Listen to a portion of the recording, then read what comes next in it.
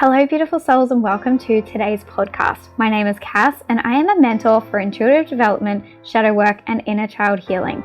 I have a huge passion for holistic living and lifestyle, and I am so excited to have a space here to open up more conversations within your home around mindset, holistic living, shadow work, and healing. Today's episode is focusing on living life in overflow and how to actually achieve it.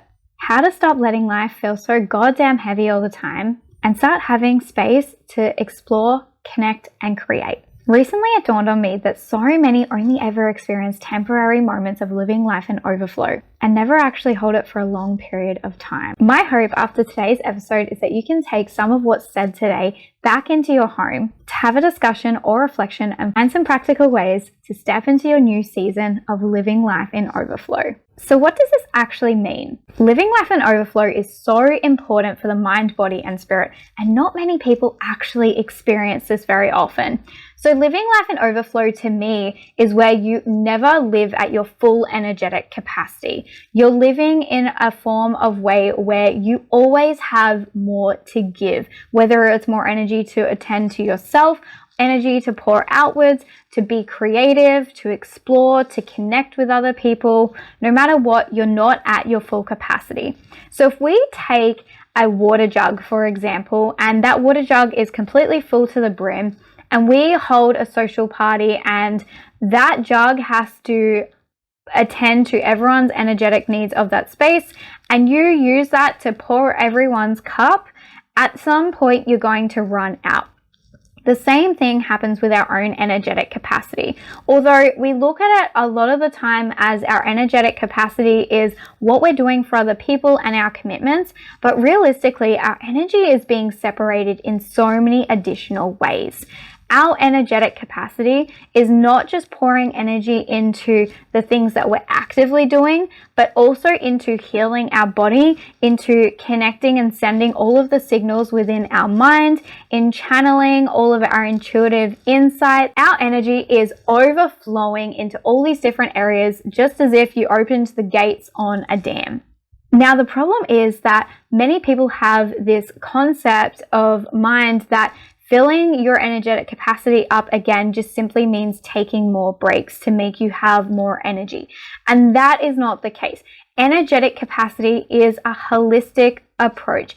It is looking at mind, body, and spirit and your energy as a whole and where it is being directed to and the space that it is holding for all the different areas of your life and others. So I have this conversation a lot with people in my life, whether it is friends, family, clients, and I'm always bringing people back to what is your energetic capacity like, right? Because our energetic capacity has a lot to do with when we have intuitive blockages, a lot to do with our health crisis, a lot to do with frustration and whether we are procrastinating everything.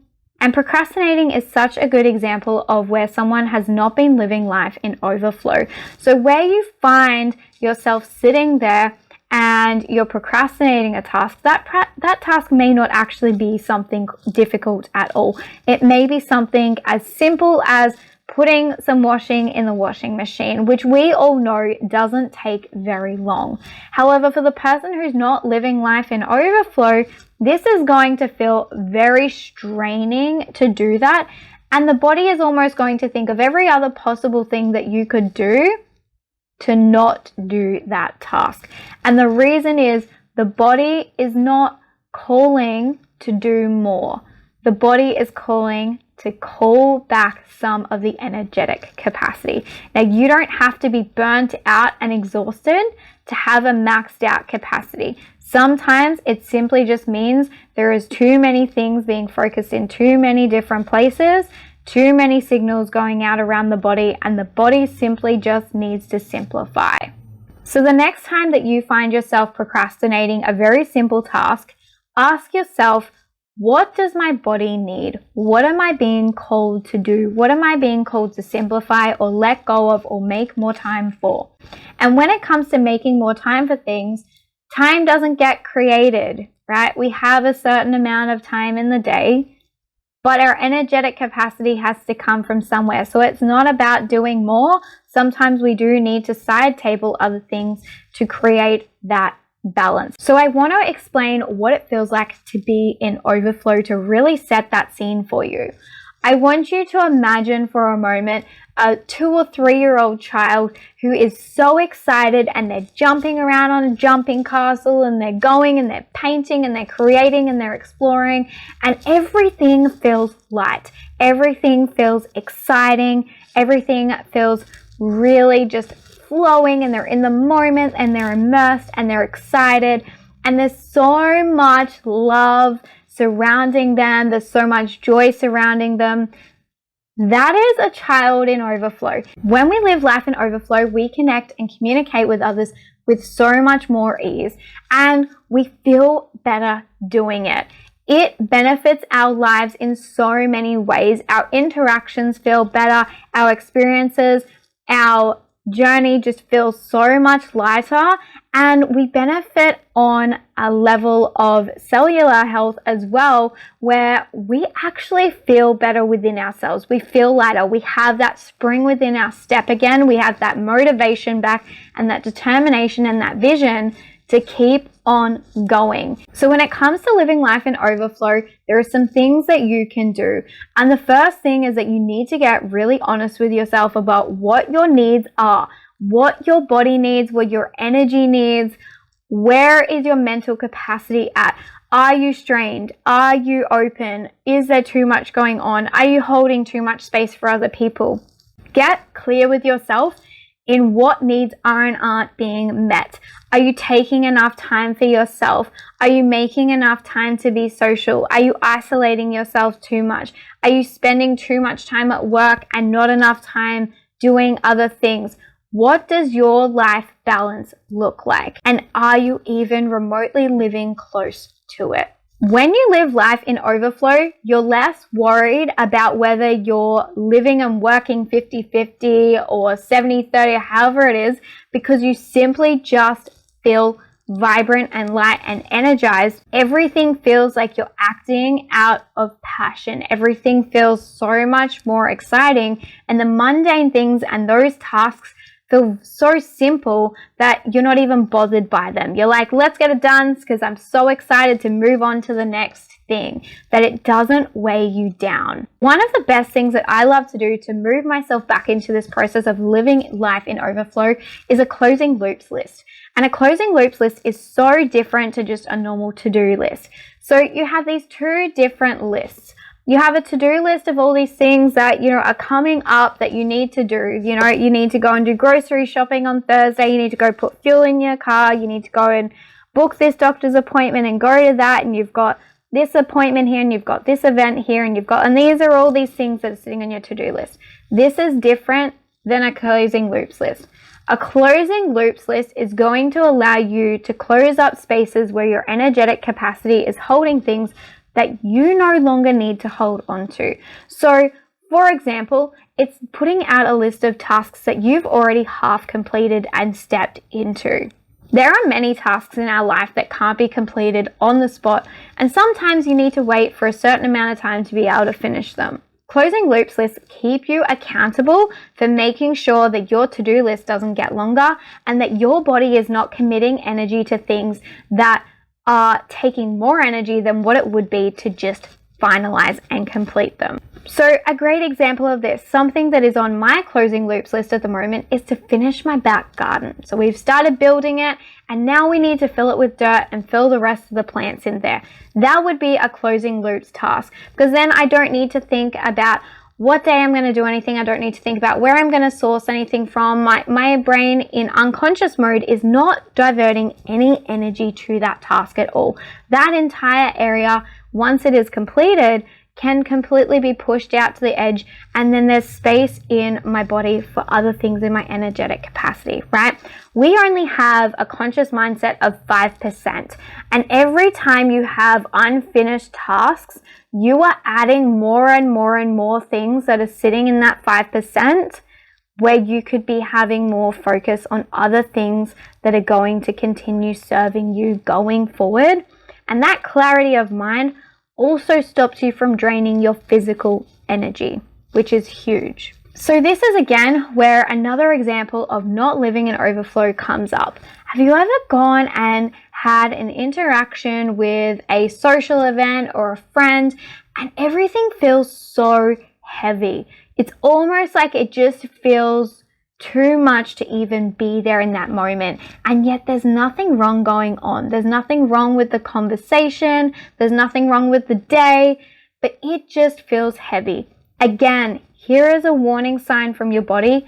You're not living in overflow. Your body is craving something, and it doesn't necessarily mean rest. You need to revisit what your energetic capacity looks like and where you need to simplify things, because when you have too much dedicated and you're living at your maximum capacity, it's very easy and simple to start manifesting issues within the body where your body is taking energy away from healing itself, that now you're manifesting illness. Now you're manifesting issues with your sleep. Now you're manifesting issues with all kinds of different things. So it's so important to listen to those niggling feelings in the body where you're being called to not feel like you can socialize or not feel like you can do really simple tasks.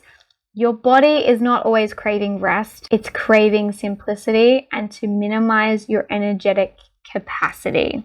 Because if you just sit back and take that half-hour nap, although you've revisited and you've made, you've replenished your physical energy, your mental and emotional energy is still at the same. You physically haven't made any changes or any progress in that energetic capacity. Change requires change to actually restore. When the body heals itself, it creates changes. It sends signals to create change, to restore itself. With your energetic capacity to restore that balance, there needs to be a change. So I want you to sit down, grab a piece of paper, and have a look after this episode. Where is your energy being diverted to every single week?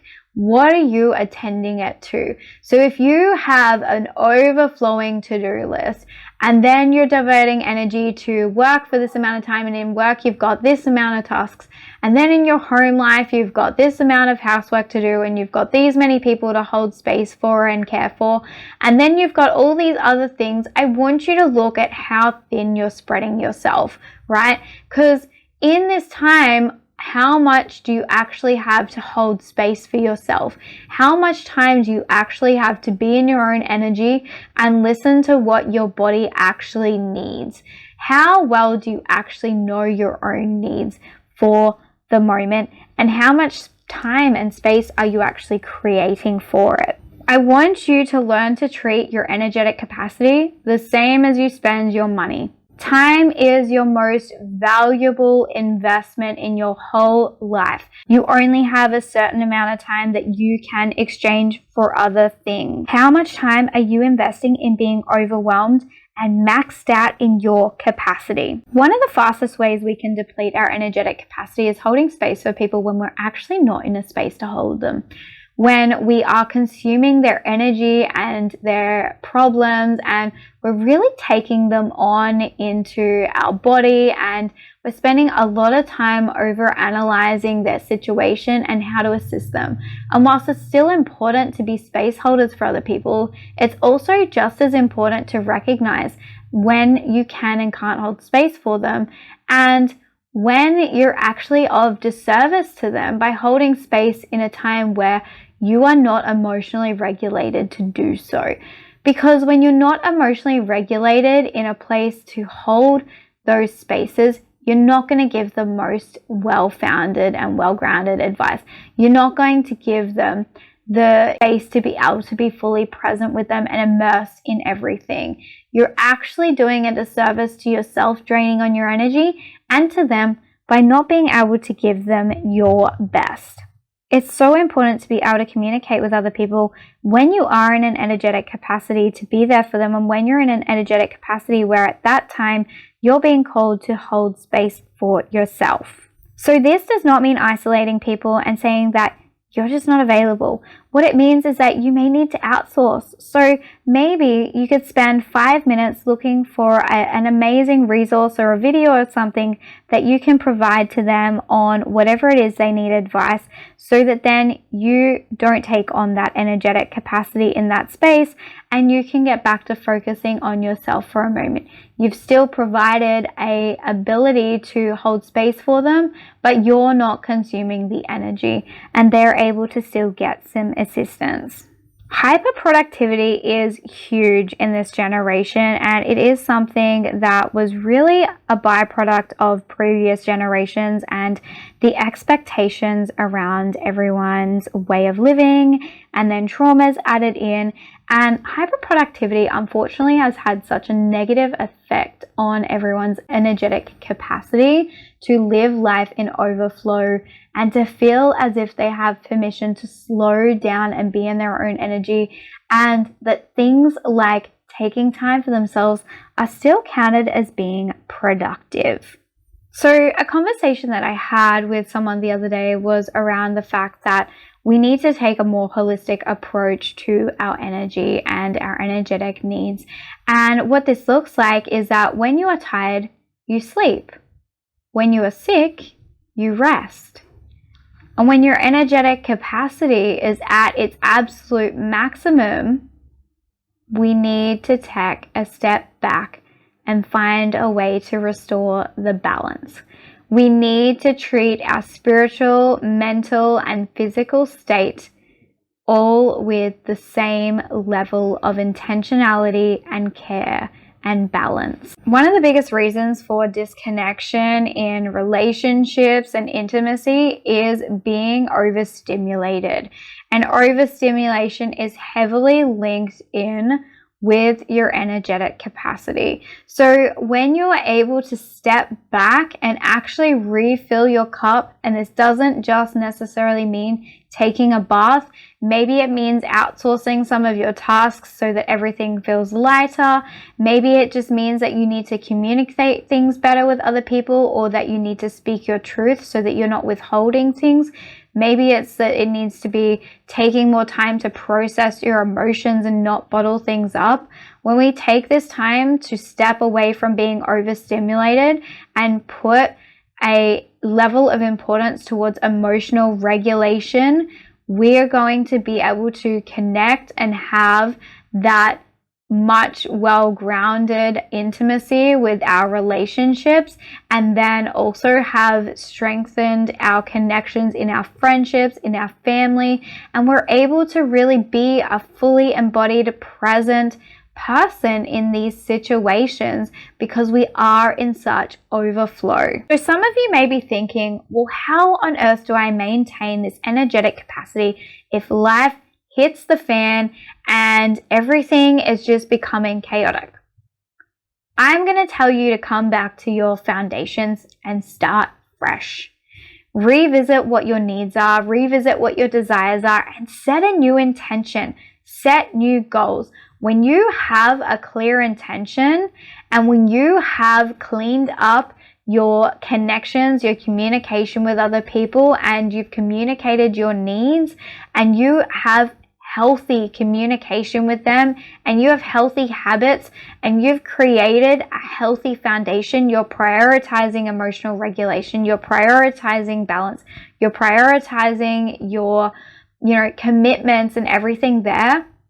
When things go wrong, it doesn't feel as hard. When things go wrong, you know that you're not going backwards because your foundations are still just as strong.